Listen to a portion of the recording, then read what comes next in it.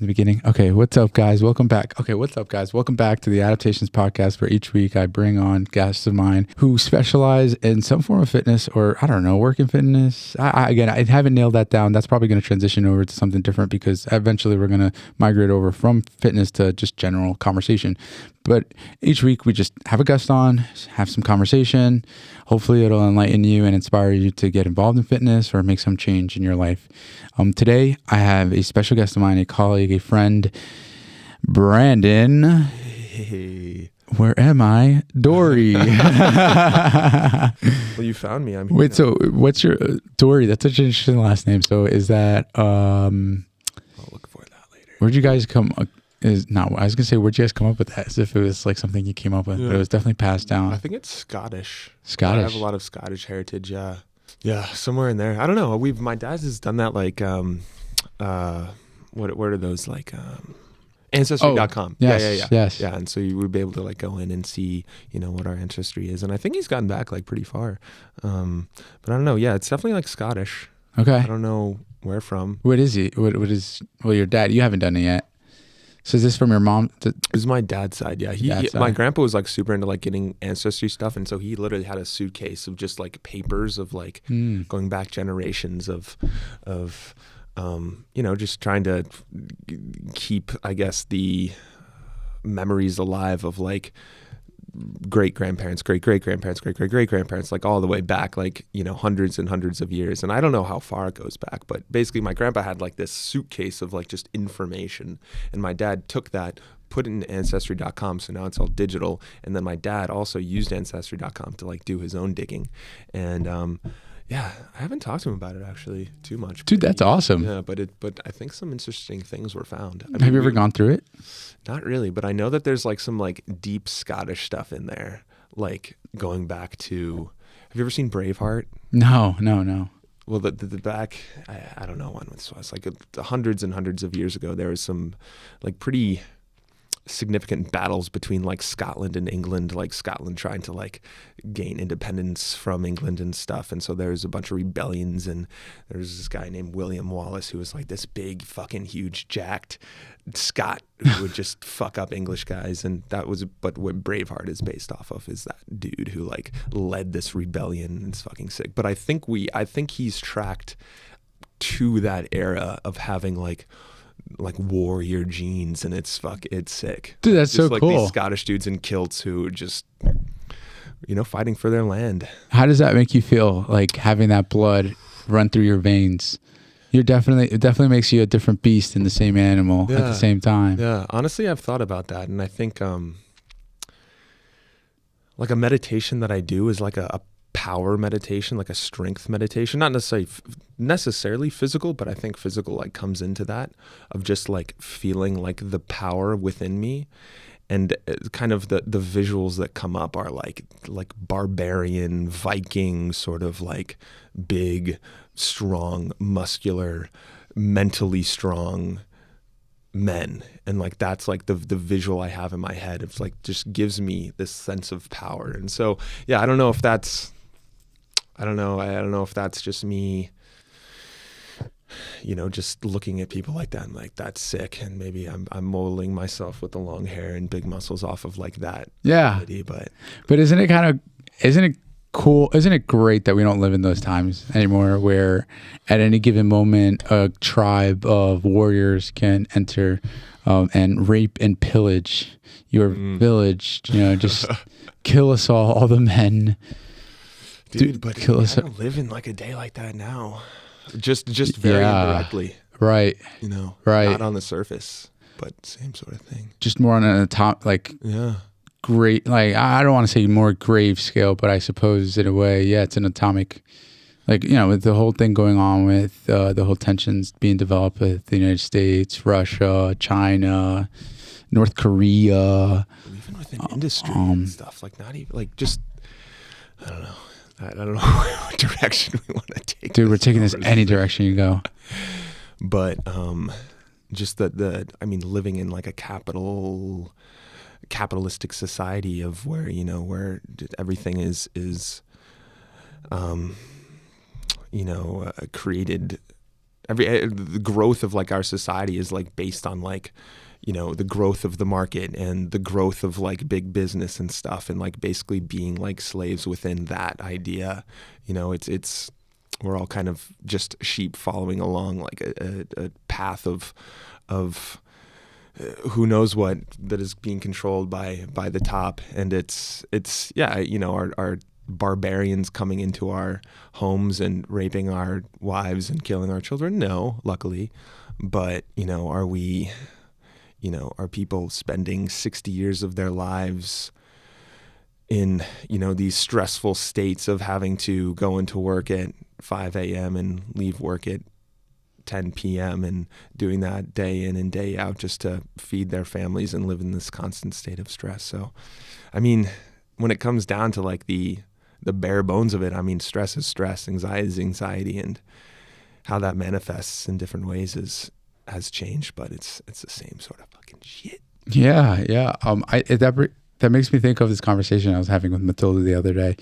We were talking about, you know, once you're in a relationship, we're 26, turning 27. At this age, my dad I think he was having his second child. I could be wrong. But he definitely already had his first.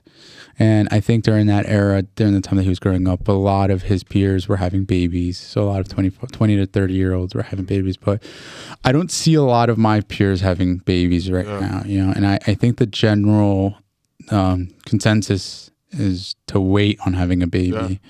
And the scary part about waiting to have a baby is as you continue to wait to have a baby because you want to wait for the right time, you want to wait for a sufficient amount of money in your bank account or to be in a better position, you realize you have more liberty because your money isn't going to $30 diapers, $40 diapers. Your money isn't going to babysitting. It's not going to all these other expenses that a baby incurs. And so you have a little extra money because you're making big boy money now, as opposed to when you were in high school and college and you were broke. So you travel, you buy nice things, and then you post it on social media, and people see you with those nice things, and then they themselves want those nice things. So then they work. They don't really want the baby yet, and it's kind of like a cycle of influencing each other. And then ultimately, you get older. You know, maybe you're 35, 40, and you know, just the idea of having a baby is kind of spooky. And so I think the majority of us don't really want to have a baby. I think ultimately it goes into not wanting to have a baby at all. It starts with, I don't want to have a baby right now. I'll have a baby later, but then I don't think we'll ever have a baby, and that's pretty much okay. And I think Japan is actually facing that issue right now, where they're severely underpopulated. I was actually speaking to somebody the other day, and he was telling me how their economic, and actually I was reading an article today where Japan was actually changing the way that they deal with the economy because of their inflation, because of their financial, damn, dude, I can't really recite this very well, but all I know is they're going through a lot of shit because they're severely underpopulated. Their economy is being affected. And regardless of how much that's what they're doing. They're going to start raising interest rates soon, which is something that they haven't done. So in an attempt to smooth out the economy or improve their currency, they're going to start raising interest rates. However, a colleague of mine that I was speaking to the other day said that it doesn't really matter because there's such a huge underpopulation. There's not enough money, enough people around to help circulate that money. Yeah. And so I think there's like a huge shift in our society and the way that we view the world, and that's going to impact just other areas of life, the economy, social norms. I don't know. Sometimes I think to myself, is this it? Like, are we slowly like dying off? Like, are we kind of like, like we're not really popular. You know, like Elon Musk talks about how he's populating the earth. He's doing his part of populating the earth with 10 children. Yeah. And so I feel like there's something that they know that we don't know, or some figures that they're looking at that we don't get to look at. Dude, maybe. Yeah. Maybe. I have no fucking idea. Have you thought about having a kid yet? Yeah, definitely. I mean, you're married already. You're already, you really just have to have the kid, I guess. I mean, we're enjoying life as it is right now. Yeah. I think that's, you know, we have a dog, we have a big dog who has big problems. And I think that's like we've had him now since we've been married for 5 years. And it's kind of showed us from like a very small perspective, I guess, like the responsibility required to like literally raise a being of some sort. And it's a lot of work. It's a lot, it really is. It's a lot of work. And I think now at the point in our lives, we're both, very motivated by our careers, wanting to continue to enjoy the time we have together, continue to travel, continue to do things that I think having a child or multiple children would make it more difficult to do the things that we're currently doing now. And we're just like not at the point where we're ready for that. Yeah. Granted, when is that? When is the right time? Is there ever a right time to have it? And I think that's kind of the thing we've been running into. Yeah. I think for us, we're just trying to figure it out. Yeah. I think we want to look for financial freedom to some extent. And when we say financial freedom, it's just more so of being able to, buy a trip without having to think about budgeting. Yeah. Go out to eat every day, which it's funny because I call that financial freedom, but in reality, that's like a luxury. It's a luxury that a lot of people don't have. A lot of people in other countries don't have is, our biggest problem is what are we going to eat today? Yeah. And Uber Eat, just click on the phone and order it. I think that's our threshold. Once we get there, then we'll consider having a kid. But at the same time, Matilda isn't on any contraceptions. And we don't use contraceptions. Yeah. Oh. So we kind of have that on our side where if it happens, right? Yeah. Might keep it, Wow. Well, okay. I think that's another reason why a lot of people do not have kids is because, there's IUDs, there's pills. Yeah. I'm sure there's some method to control male reproduction systems. A vasectomy. So for the most part, people have to make a conscious decision like, okay, I'm going to go through this process and I'm going to get this removed or get this changed. Yeah. I'm going to stop taking these pills or whatever. It has to be a conscious decision. As for Matilda and I, it could just be an accident. Yeah. And we'll just figure out how to deal with it. Damn. Has that always been the case? Yeah. She's au naturel. Is there what's the I know this is getting pretty let's get personal. deep, man. Yeah, let's get personal. But why? Like why not? So for her, and I think there's a lot of women out there, and I don't want to speak on behalf of other women because I'm a male and I have no right. I'm a male. But for her reason is that she doesn't want to like alter her body. She's very I want to say self-aware of her hormones, and how they play a role in her body, and she just doesn't want to mess with it. Just plain and put. There's a lot of science, there's a lot of research that's done into these things that won't harm the body, that won't affect it. So that actually might be good for hormonal balance. Yeah. But in her situation, she'd just rather not deal with it. She wants to take it more of a holistic approach, or she would rather just focus on the nutrition, what she's eating, exercising. Do it in as natural as possible without the intervention of medicine or modern medicine, should I say. Hey, fair enough. Yeah. So, we're in that position where we could just potentially have a kid tomorrow. And does that bring you anxiety? Sometimes. But sometimes I think about it and a kid wouldn't be bad. I think I'm not opposed to having a child. Like now? I feel like it's like having a dog. When we got not like having a dog at all, but sort of. We kind of say it. Yeah, I think it's a big responsibility. It's another life you're taking care of. The only difference is that this living being is going to develop a consciousness of its own that's going to go out and make decisions that will either improve society or demolish it. So there's that pressure, and who's going to be to blame? The parents. True. So we have so like the way that we got dogs, our two dogs, we have two dogs, Cavapoo and a Norwegian Elkhound, was very impulsive. So in a way, it's very similar to if we were to have a kid, it wouldn't be planned. It would just be something that happens. Yeah. And if it were to happen, we just roll with the punches. And that's kind of how we've dealt with life our entire lives. We just roll with the punches. Yeah. Figured it out. One of my favorite mottos to say is, let's see what happens. Yeah. I think too often we live a life in fear. So my favorite phrase to use whenever fear comes knocking is, let's see what happens. Yeah. Let's find out. But I think that's a really healthy way of approaching life. yeah. We're trying, man. We're trying to get through life. And that's also part of the reason why something I really want to talk to you about is just, you're a very spiritual guy. Yeah. We've had a lot of conversations around spirituality. So you mentioned you meditate. You mentioned that. Now, what drove you to be spiritual? What drove you to this? And again, it is a personal question because obviously I'm gonna get super personal. Let's fucking go. Nice. I love it. I love a man who's not afraid to get vulnerable.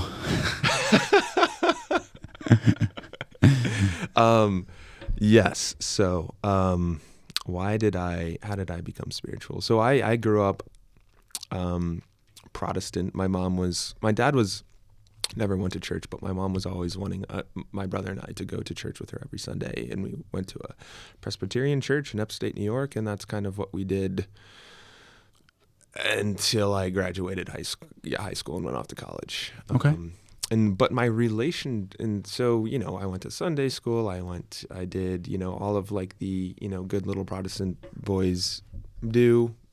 Went to Sunday school when I was really young. And, as I got older, we began to not go to church maybe every Sunday, but maybe once a month. And then it began to fade to maybe just on the holidays and stuff like that. But I was always the type of person to go to church and just like not pay attention. I would get bored and like start fucking around with something, and my brother and I would start giggling, and then we would turn into a whole like, let's try not to laugh in the middle of the church, and then that would make us want to laugh even more. So basically a lot of not paying attention. Right. And my relationship with God was very superficial. I think I was like, I'm Christian. I'm going to go to heaven as long as I don't kill someone, I'm going to go to heaven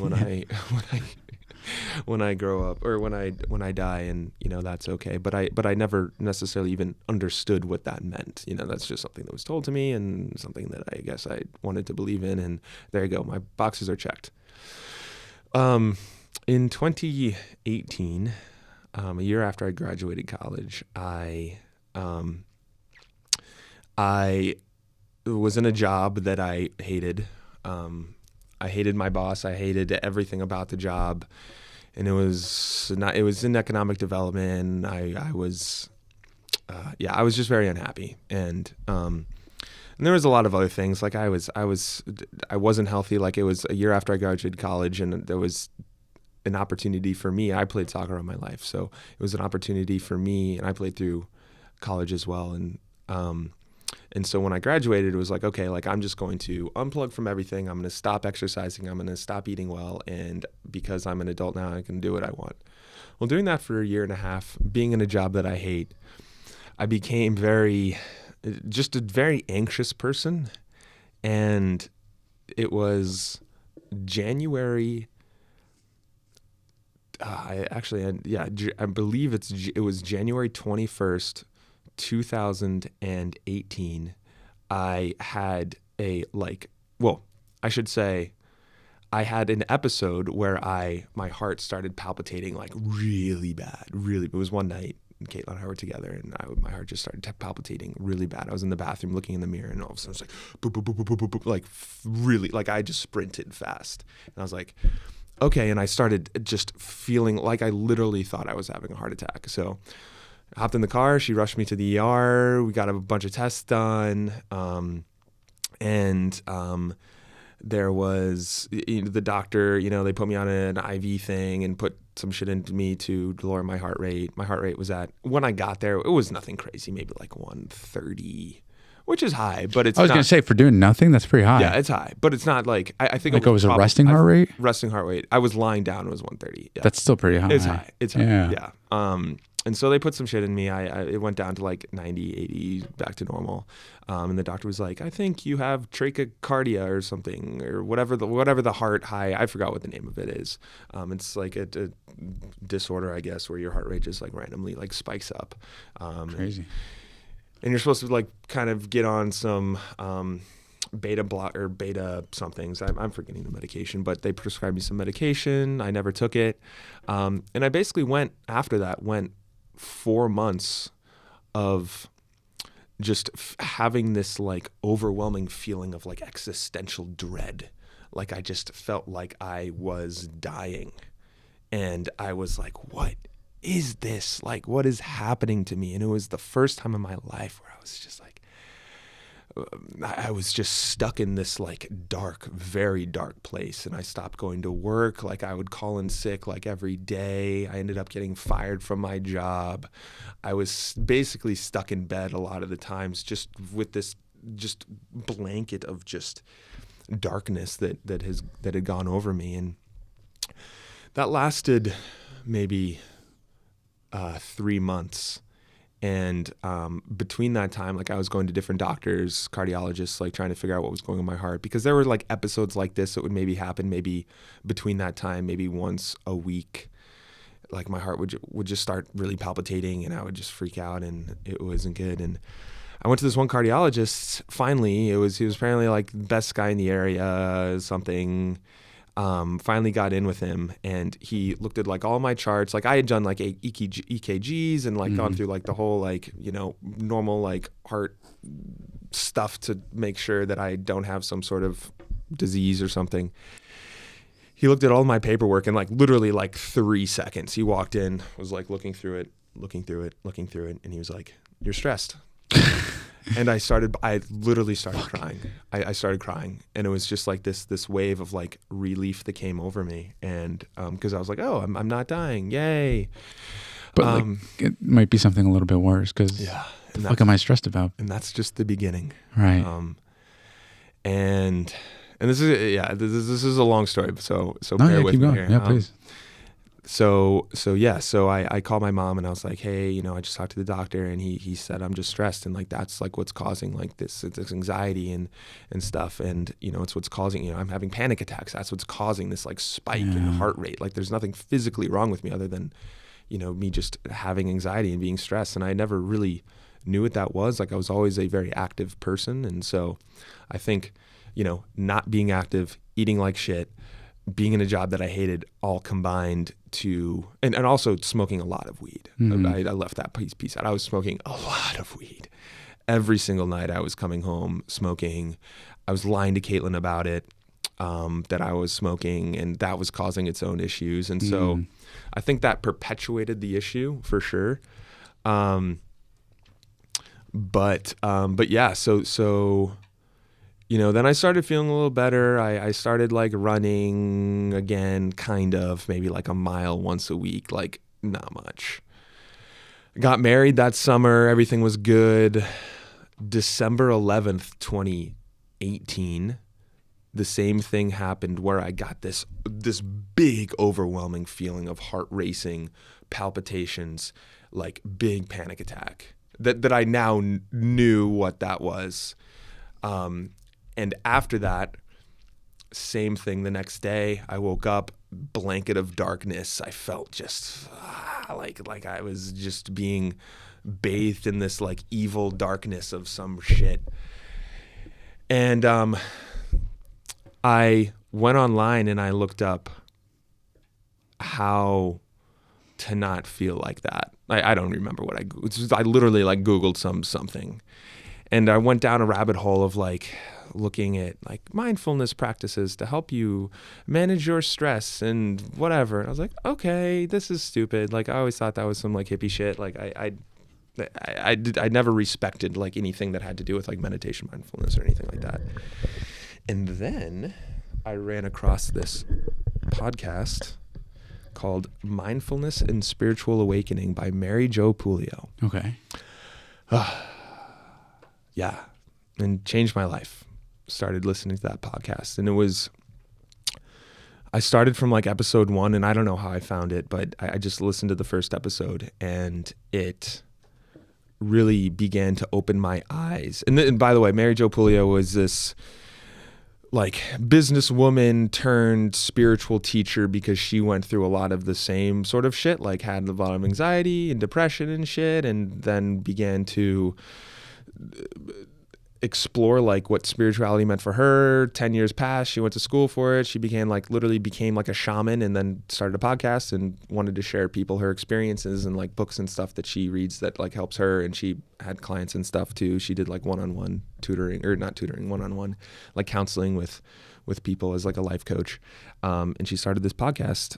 And the very first episode, I can probably find like what was it about, but she first started talking about her experience through depression, anxiety. Like she was suicidal, and I never got to the point where I was suicidal, but I could see how people get to that point. I'll put it that way. And she began to like explain these things in a way that I think would allowed me.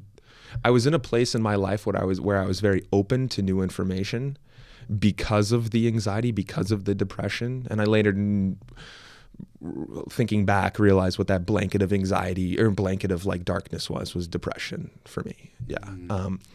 And so like she was able to explain things in a way that really resonated with me. And it, like, I would just like, for me, like when something is like very profound, and my brother does the same thing, my mom does the same thing. When something's very profound to us, we get very like emotional, like we just start crying.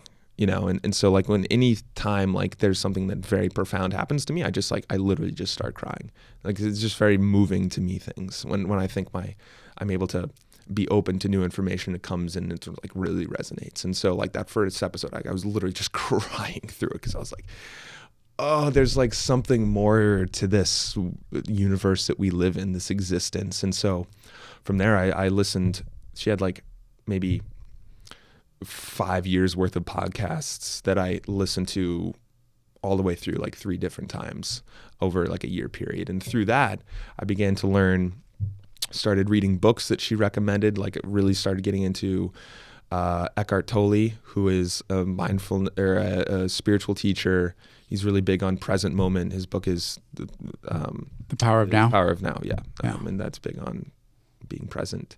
And so like just diving into that world really just allowed me to, and being open to that information was important, because like I think, and this is like what with Mary Jo's Paleo biggest thing is like, if you're not open to new information, it's not going to resonate with you. And so I was at a point where I was extremely vulnerable, and I allowed that information to absorb and allowed that to integrate within my life. And that was like the beginning of my spiritual journey.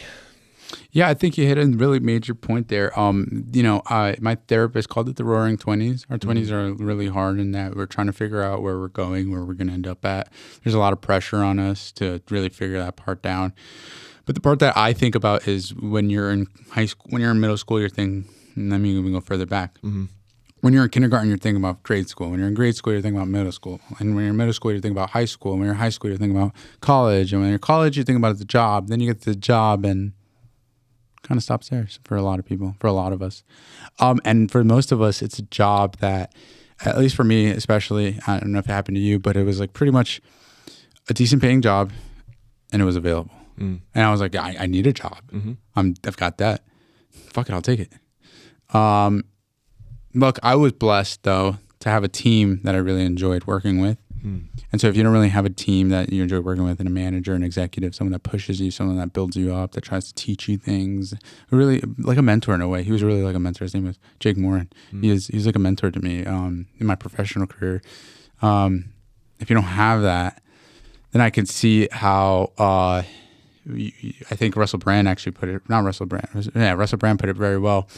You end up in a job, you go to sleep, you wake up, you get ready, you force yourself to get to a job you don't really enjoy, you do the work because you don't want to get yelled at, you finish whatever duties you got to do, you go home, you take care of home duties, home chores, you try to fill your brain up or fill your time up with things that you enjoy, entertainment, but it's all momentary, because then you have to turn it off and then go back, do the same thing over and over again.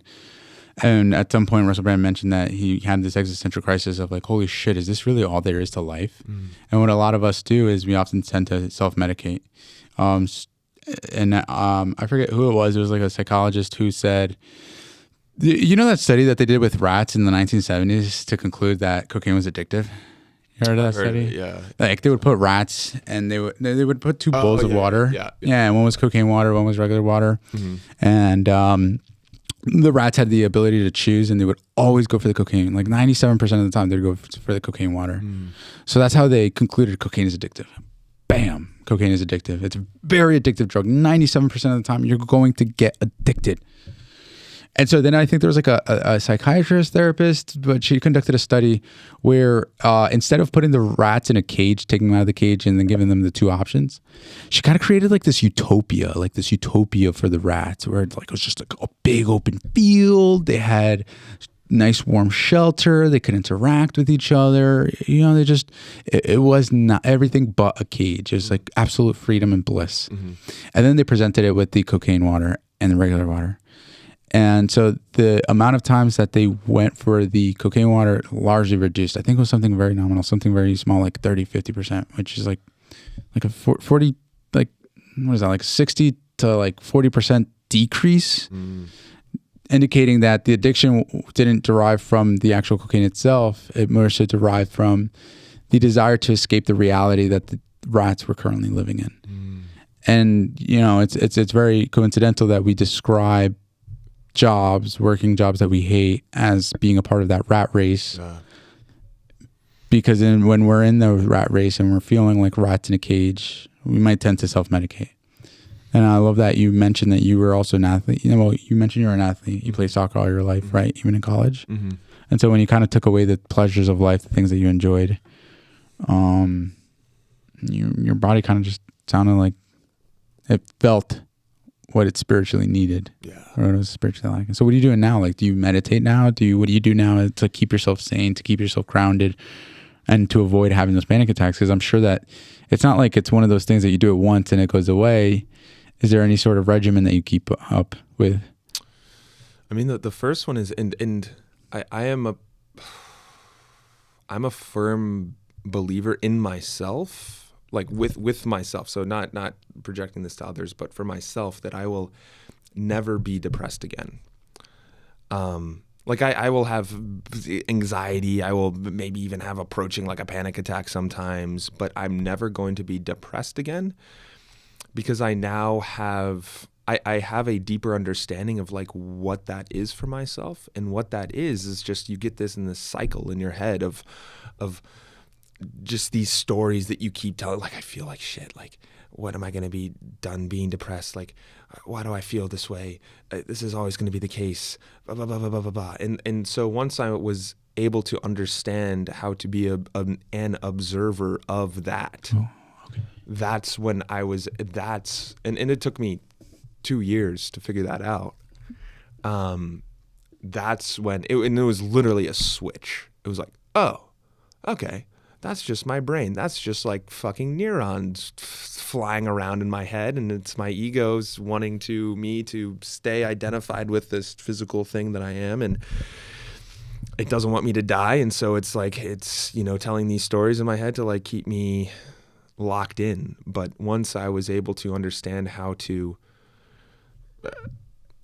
pull away from that and just observe that, was when things really changed. And so now my practice, I guess, and everyone's practice, I guess, could be better. I don't, I guess, judge my practice, but it's what works for you. Yeah. But I try to continue to just remind myself of the observer state. And so that's like, that is what meditation is really. It's being able to be so present in the moment that you're not identified with the thoughts in your head. And that identification of like the thoughts will always be there. You can't necessarily push away the thoughts. They're going to come in, they're going to come out, quieting your mind for a little bit, and then the thoughts are going to come back in, blah, blah, blah.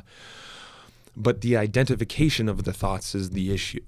And that's like your identification with your ego is what causes the problem. So being able to observe thoughts going through your head from like a third party perspective is the key. And so I feel like I'm now able to do that in somewhat successful manners. My problem is that it only I only tend to do it when shit's going on in my life that is bad. And so that's like when I'm really dive back into like being mindful, getting into a deeper meditation practice is when like shit started hitting the fan.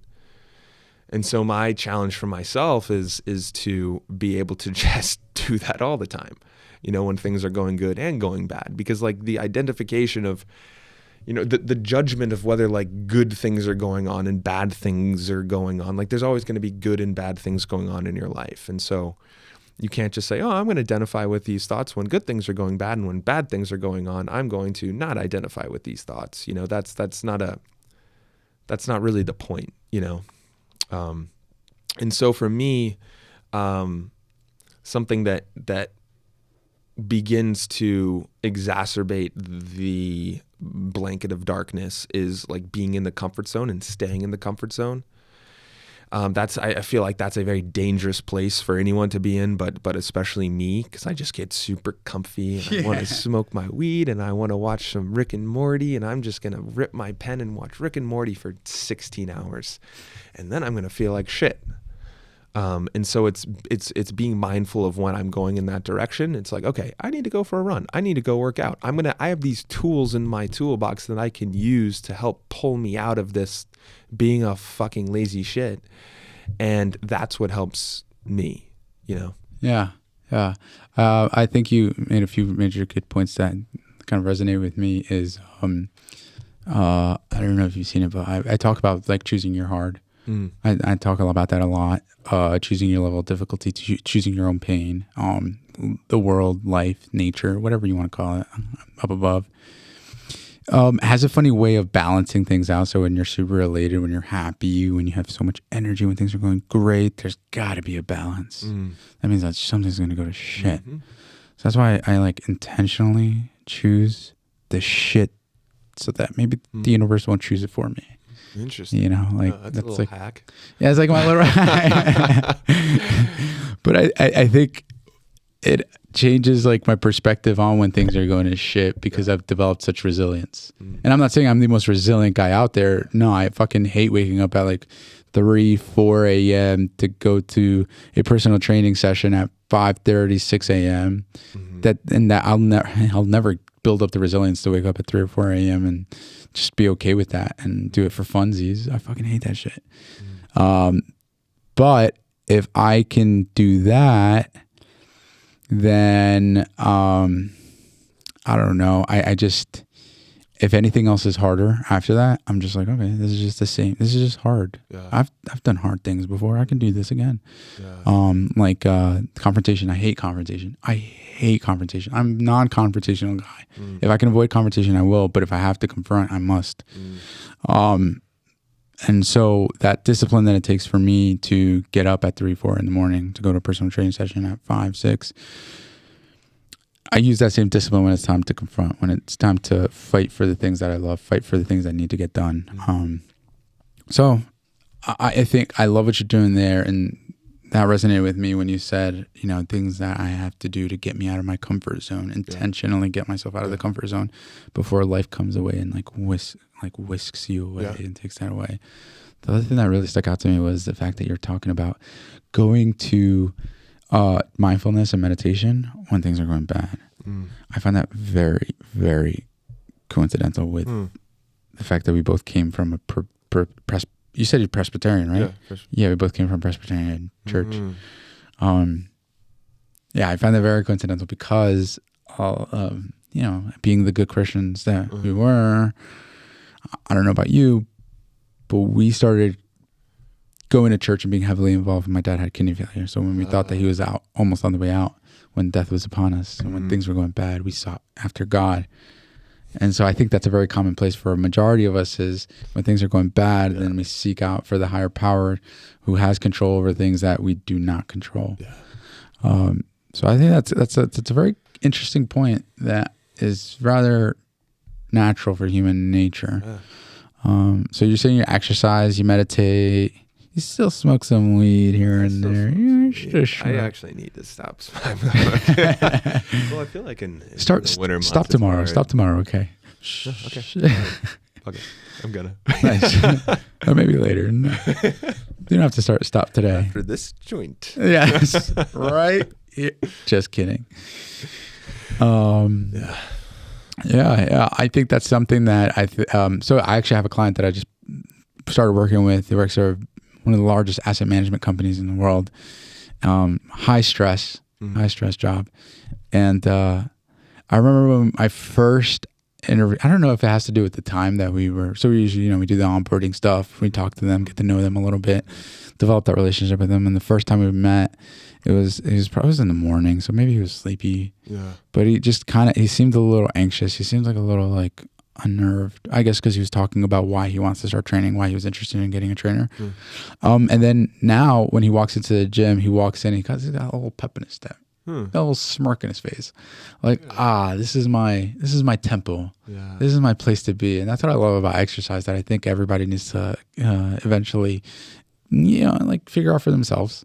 It's just exercise is good for you. Not only good for your body, good for your soul, good for your mind. So, what's your goal right now? What are you trying to do? You trying to put on some size? Trying to put on some strength? A little bit of this, a little bit of that. Yeah, I mean, my big goal is to reach my genetic ceiling.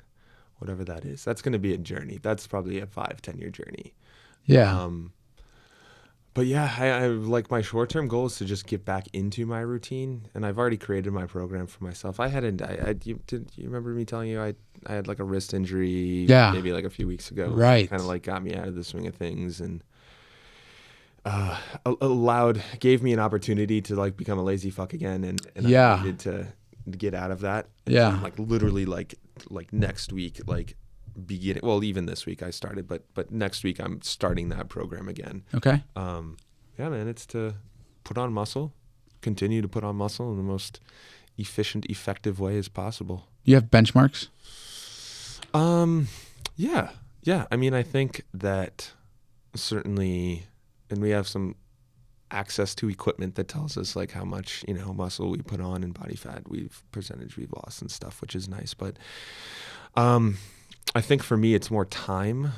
So like I go through like the programs that I have for myself is like a 12-week program split into like 3 phases. And again, we've talked about this, but first phase 6 weeks, second phase 4 weeks, third phase 2 weeks, and start it all over again, change up the exercises, change up rep range, load, all that stuff. And so each one of those 12-week periods, it's checking in, okay, did I do everything? Where am I at weight-wise, body composition-wise, and continue building from there. Yeah. So like 12 weeks. Do you have like a method to balance, because you're a trainer too, so, we're all constantly picking up, dropping clients. Yeah. We just, after 12 weeks, after 24 weeks, 36 weeks, there's going to be new schedules. Something pops up. Do you have anything planned out for when those things pop up? I'm just curious. Not really. I mean, I feel like if you are, well, for me, if I'm since like probably my top, like fitness is in like my top 3 priorities of my life, like nothing should overshadow that unless it's like something physical that I get, like an injury or something. Right. If I broke my leg, I can't go in and do squats, obviously. Knock on wood that's not going to happen. But is that what? It's mental. This is what. Oh shit. Oh well, fuck. We're fucked then. Goddamn. Anyway, yeah. So, but I feel like if I'm in the right mindset and in the right routine, like nothing should get in the way of that. Yeah. Yeah. Yeah. That's pretty cool. Yeah. You're 26. That means you got 10 more years. You're going to be 36. You're going to be absolutely jacked, ripped, 36, potentially a father at some point. No, I'm just fucking around with you. Dude, I'll probably be a father before you do. You could be dead at that time. We could be dead. Our physical body. Oh, so you'll probably be in a different physical body. Who knows? With a new upper body limit. Possibly. And then just starting from scratch, really. Maybe. I mean, maybe we get put into a different dimension that allows us to. Do you think there's like different? So here's my thought process. Okay. Right? Here's my theory. Yeah. Here's my theory. Yeah. My theory is, I'm reading this book, Many Lives, Many Masters, and in the book, she is. It's I think his name is Brian Weiss, Dr. Brian Weiss. He's a psychotherapist, psychiatrist, and he has this client. She comes in with severe crippling fear and depression. She's afraid of swallowing pills because she thinks she's going to die. She's going to choke and die. She's afraid of the dark. She has this dream where a bridge is falling on her and it's causing her death. And so Dr. Wise, he is running all these tests on her, all these assessments. He can't give her any medication because she just won't take it because she's too scared. But all these tests have just been futile. They don't work. So he just finally decides, she finally accepts doing hypnosis. So they do hypnosis. And when they're doing hypnosis, she's starting to describe all these memories, because it's typically what you do is you unlock memories that have been shrouded by your conscious so that you don't relive that moment. So what they did was they did hypnosis and they started unlocking memories. They started unlocking a bunch of memories that didn't belong to her. And so it's like, comes to the conclusion, this might be reincarnation. She might be reliving the memories of past lives. So as they explore it more and more,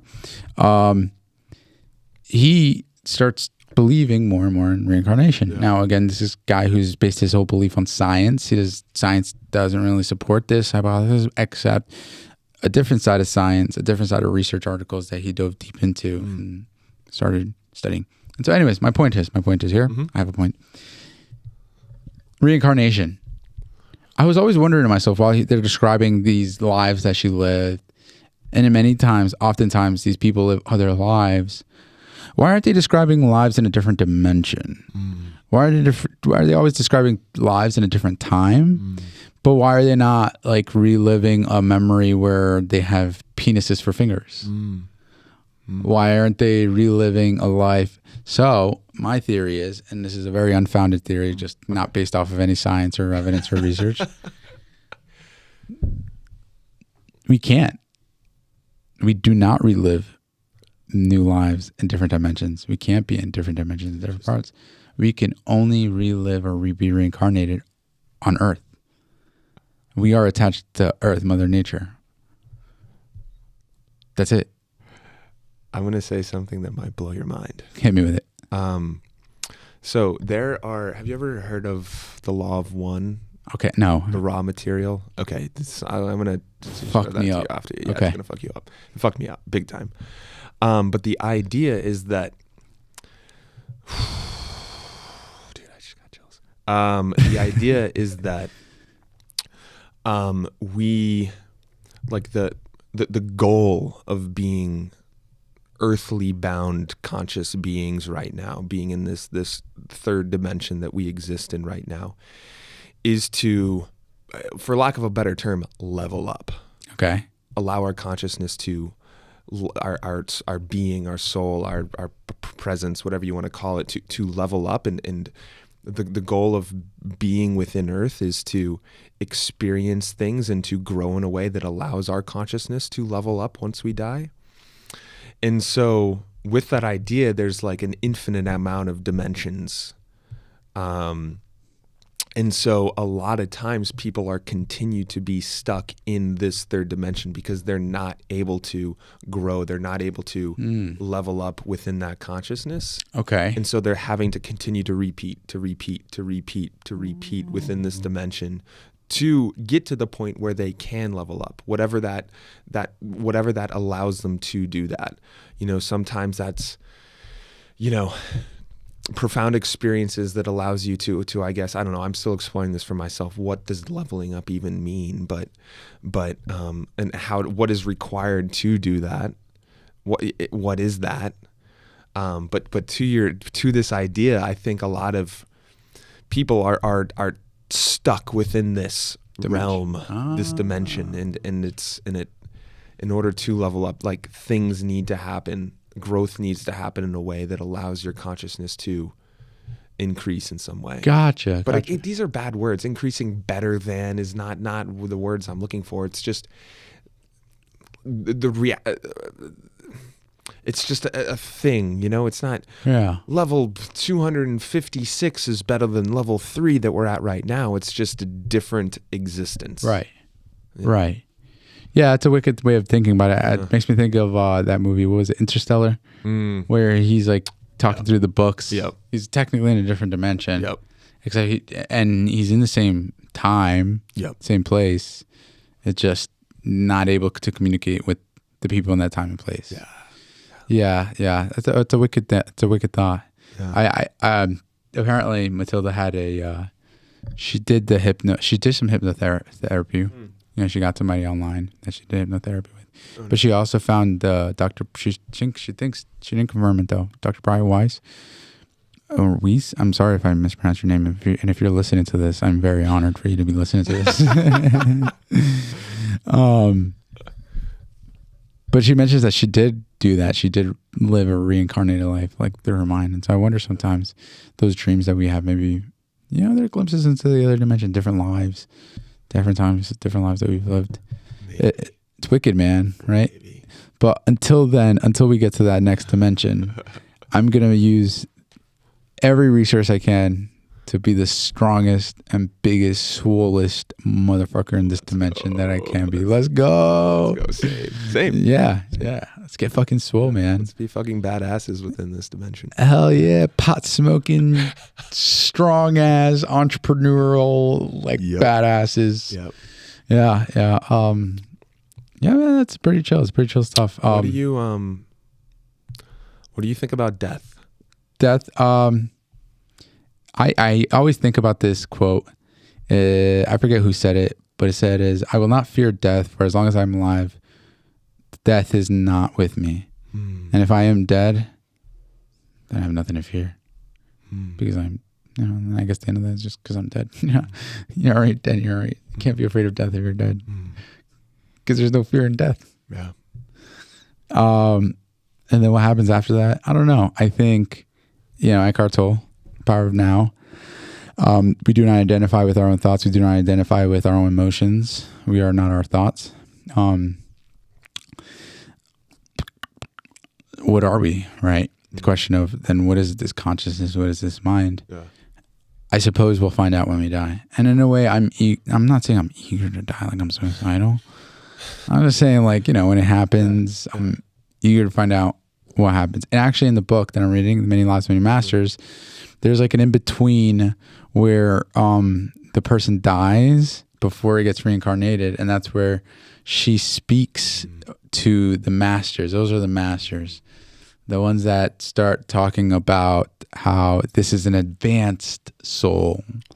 This soul lived on earth with purpose, was reincarnated. Because Dr. Byron Weiss, apparently, his son lived 23 days before he died because blood was pumping into the wrong part of his heart. And that was something that was reiterated by the patient, but the patient had no knowledge of.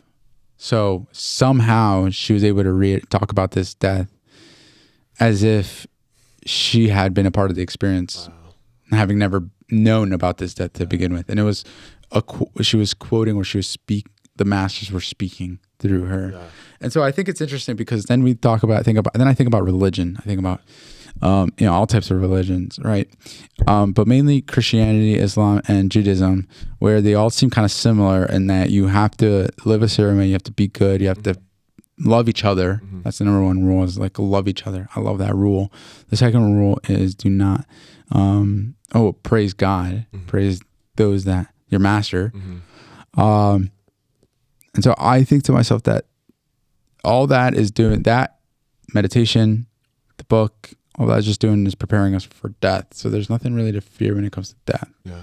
Although, you know, when someone does die, someone near to you dies, you know, like my grandma passed away like a few weeks ago. Oh, damn. I'm sorry. We think about that, and thank you. I think about that, and again, I wasn't really depressed by it.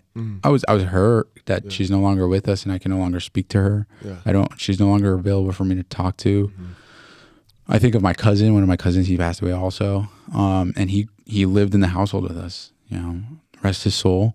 He was a very good person, a very, very good person. He never wronged anybody in their lives. And so I think about that quote where they say, they use this dog. So I'm not calling him a dog, but you know the saying of like why dogs live shorter lives than humans is because they don't take as long to learn how to love. Wow, I never heard that. But you've never heard that? I love that. Oh yeah, they don't take as long time to learn how to love others, which is why they live a shorter life.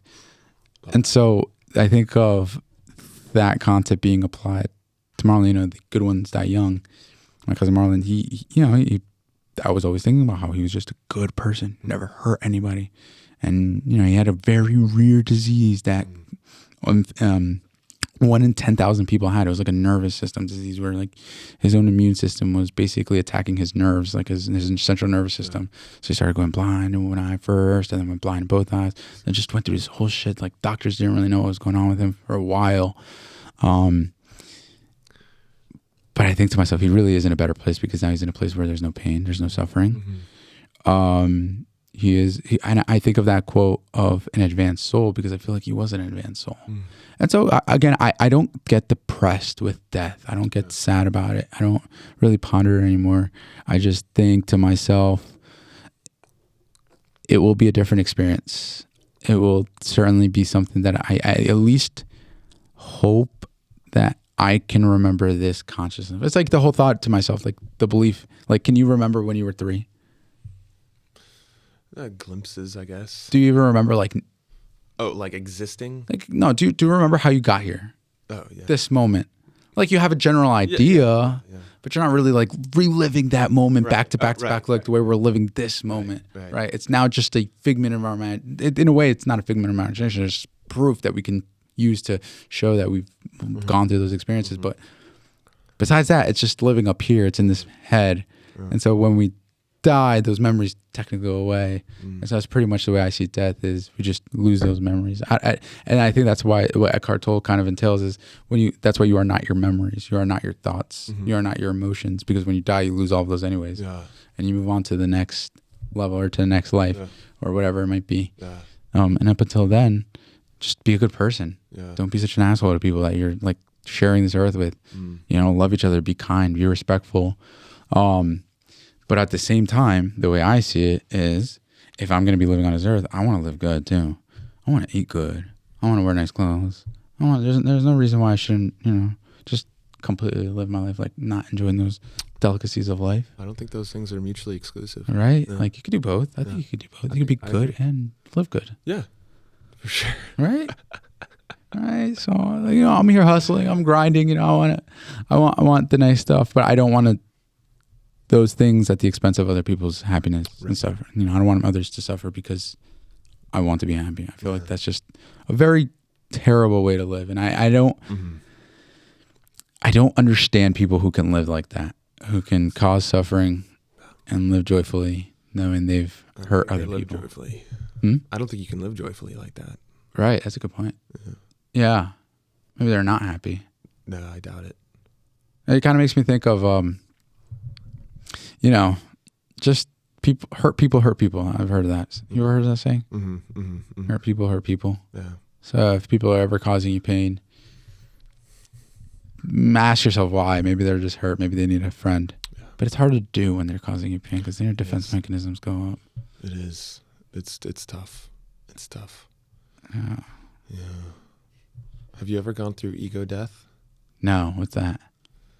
I don't know if I'd have actually. Maybe. What is that? It's maybe I did. It's like it's experiencing death, like it's experiencing detaching from your identity, Jorge. It's detaching that from that experience. Yeah, I think I know what you're saying. So it's like, let's say, for example, confrontation. Again, I hate confrontation. You have to confront somebody. They're saying some hurtful things to you. I think it happened to me earlier today. They're saying some things that are triggering, not really directly hurtful, but in a way a little triggering, like it's causing some discontentment inside of me. It makes me want to say some things back that'll cause just as much pain that they're causing me. But I become a little self-aware. Yeah. I become realizing like, I'm just getting my feelings hurt right now. Why are you hurting my feelings? And should I respond back? Should I reciprocate the same type of like pain, discontentment, anger? Is that kind of like what you're talking about? I think that's like approaching that for sure. Okay. But how I've experienced it is, and how I've heard it been experienced, is going through it, like literally dying. Well, sorry, not literally, Yeah, not yeah. literally dying, but dying in that your everything is. Your entire person, the entire who you are, the personality, the identity, that the character that you have created for yourself in these past 27 years of your life goes away, and you are just pure experience. And okay. yeah, and so like, you know, you can get this through, you know, taking high levels of psychedelics. You can get to that point by being in a deep meditative state. You can go that through having like a extremely traumatic something happening to you. But it's very scary for your ego to feel like that's about to happen, because what your ego wants is for you to be identified with your ego. Your ego wants to feel like it is the one that is in control, when in reality what your ego is the just the thing that allows you to operate within this reality. Who you are, what your essence is just this ball of energy that is within you. Some people call it the soul, people call it divine light, some people call it whatever, but it is this everything. It's the love. It's not, you know, this thing in your brain that is telling you how to operate. And I've gone through that like a few times, and going through that has made me realize that my biggest fear is dying. Yeah. Really? Yeah. Have you meditated a lot? Like in my life? Yeah. Yeah.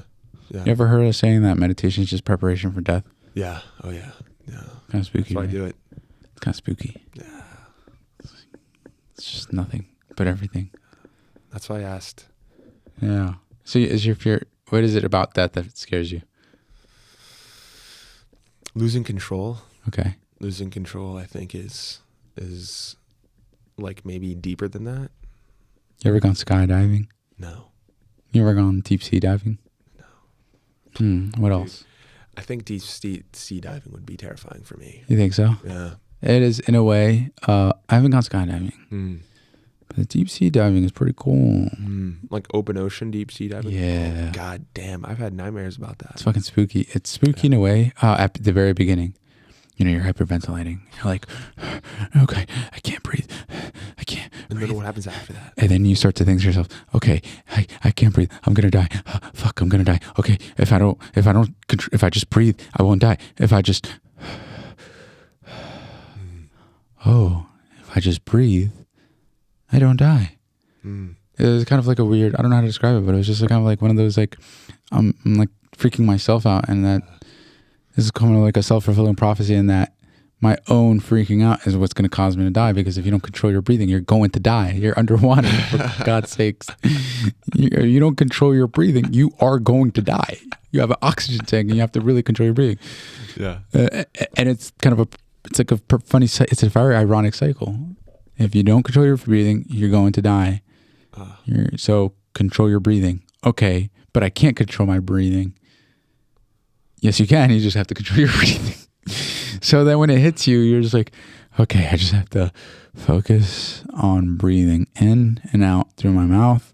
And you can exhale through your nose. You're wearing like this mask, but because you just have to blow really hard so that the water doesn't come back in. But then once you get over that hurdle, like that, like mental, physical, emotional hurdle, it's pretty chill. Like you're just coasting, and it's quiet. It's very serene underwater. It's beautiful. There's just beings just floating around. It perfect. I don't know. For me, it's, you mention it as like a blanket over you of depression. For me, it's like anxiety is like feeling like I'm underwater, but not being underwater. And so then being underwater, it's like, oh, okay, so this is what it feels like to actually be underwater. So anytime I'm feeling anxious, I'm not actually underwater. I'm just need to focus on my breathing. Yeah. And how does that integration of energy feel, like physically feel within you? Do you ever pay attention to that? The breathing? Like the transitioning that anxious feeling, that anxious energy feeling into accepting that. Like have you ever thought about what that physically feels for you? Yeah. Sleepy. Mm. I get really, really tired when I'm not anxious because I think I've expended a lot of energy just being anxious. And it's very funny. I'm like really an anxious person. I'm generally an anxious person. Yeah, like same. Yeah, like yeah, I'm chill. I'm laid back. Yeah. But I'm fucking anxious about everything, man. I'm anxious about what I got to do, the next appointment. I'm anxious about fucking, did I do something wrong with something I submitted? Something. What's Brandon thinking about me as I'm talking? What's going to happen with this podcast if it's go out? Like, what the fuck is going out? Like, so many thoughts flowing at once. And I think that's what my watch, because I have something going on after this, and I'm like, fuck, like, am I missing this? Yeah. That's the devil, man. That's Yeah. terrible for anxious people. Yeah, and every time you have it, I could see it. It doesn't go to sleep. So it's like, I'm looking at it. It's like, oh, it's 1:16. All right, we should probably wrap this up soon. No. Just rock. I got these two voices going on in my head right now. Like, all right, we should wrap this up soon. It's like, no, just chill. Just Mac. Rory, just Mac. Yeah. But yeah, when I'm like not anxious, I'm just sleepy. I'm just tired. I'm like relaxed. It's like, oh, finally I can breathe. And I think one of the best ways to really overcome that anxiety is by doing, it sounds like overrated. It sounds like kind of like corny and really like, just like, oh my God, everybody's fucking talking about it. But the ice plunge, I love the cold water plunge. So what Matilda and I have been doing is we haven't really been doing like ice plunges because we don't have the accessibility to a tank and filling it up with water and ice. We've just been taking like 3 minutes of the cold shower and just turning it all the way up to the cold. And I fucking hate it. And my panic attack starts settling in. I start panicking. I actually and that's actually part of it is you start to panic. You start to hyperventilate. So you focus on controlling the breath. The second thing I really want to start implementing is the sauna. Sauna is really good for you. I don't know about the doing back and forth thing, but at least doing that once a week too. That also seems to really relax me. Then the third thing is just the general exercise. I think I have a decent exercise regimen, strength training, but I'd like to just start expanding my horizons and getting into weightlifting, getting back into Brazilian Jiu-Jitsu, doing some boxing, just pushing my body to new limits and kind of exhausting my body before I can create some anxiety. Yeah.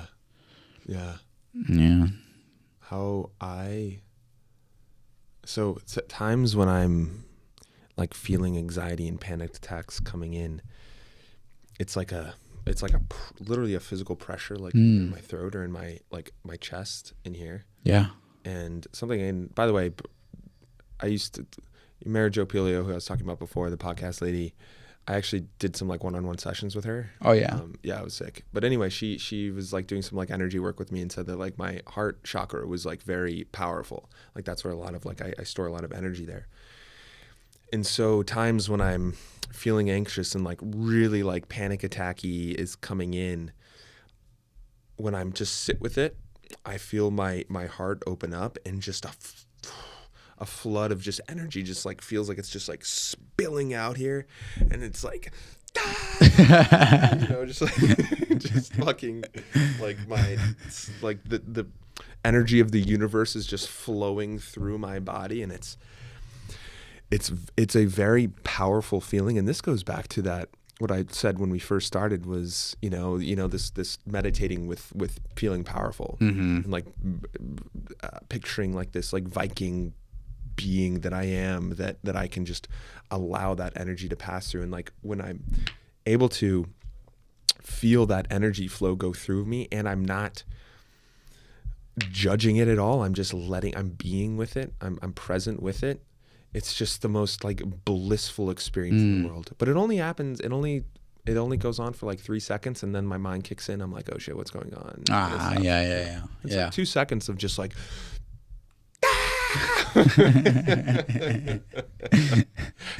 you ever just like yell? No, it normally happens in the subway. Well, I should say recently. You should just yell in the subway. Next time you're taking the subway, just start yelling. It's a perfectly normal thing to happen in New York. Yeah. And it's perfectly normal. Yeah. Very true. People will just be like, okay. I did Crazy it once when we went hiking. We went to the Adirondacks, me and my best friend Top. We went to the Adirondacks and we were hiking, and it was my first time hiking, and we saw this one opening, and it was a pretty shitty view, and I was like, fuck, this sucks. We really did all this hiking for this. Turns out it was just like it might have been the worst view. Like, I think it was one of the worst peaks. Damn. So then we went to that was one of the 5 peaks that we were going to do that day. So we went to the second peak, and that was beautiful. It was magnificent. We were really up. We were really high up. I don't know how high up. I think it was like 4,000 feet, maybe 3,500, 3,800 feet of elevation. But the reveal, just standing out there and just seeing the whole wide world.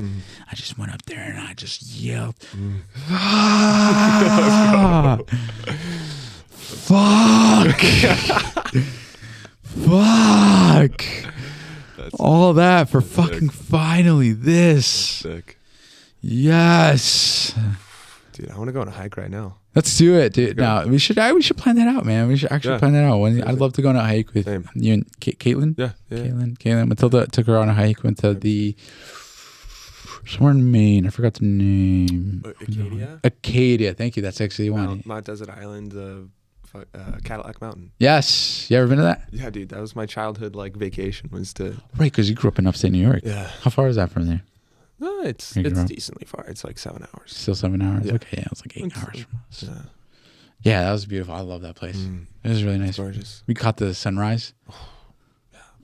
It was early and cold, but it was beautiful. It was worth it. Dude, being in New York, you kind of forget about the beauty of just Mother Nature. You think that might play a role in it also? The fact that we're living in New York. There's just so much going on. There's a lot of, We're very hustle oriented. Yeah. If you're not making $700,000 a year, the fuck are you doing? True. And that's kind of like the feeling that we all get. So we just work as hard as we possibly can. And not to mention that it's very expensive to live in New York. Oh, yeah. Although we live in Jersey City, New Jersey. Shout out New Jersey. Dirty Jersey. Dude, I got into the conversation with Omar. No, not Omar. It was Jorge. But the other time I did it also with Omar. Okay. All New Yorkers, and I love just chopping it up with them and just busting their chops, let's say, about how great New Jersey is, because New Yorkers fucking hate New Jersey. I don't know why, man. And it seems like every time I'm on this podcast, I can't help but advocate for Jersey. I know. I can't help but advocate for it. Yeah. I mean, Shaquille O'Neal's from Newark, New Jersey. Did you know that? No, I did not. Yep. Oh, shit. He was 6'10" when he was 16. Yeah. And from Newark, New Jersey. Let's go. Chris Rock is from Jersey. I also did not know that. Yep. Another great that's from Jersey. Yeah. John Bon Jovi. Yeah.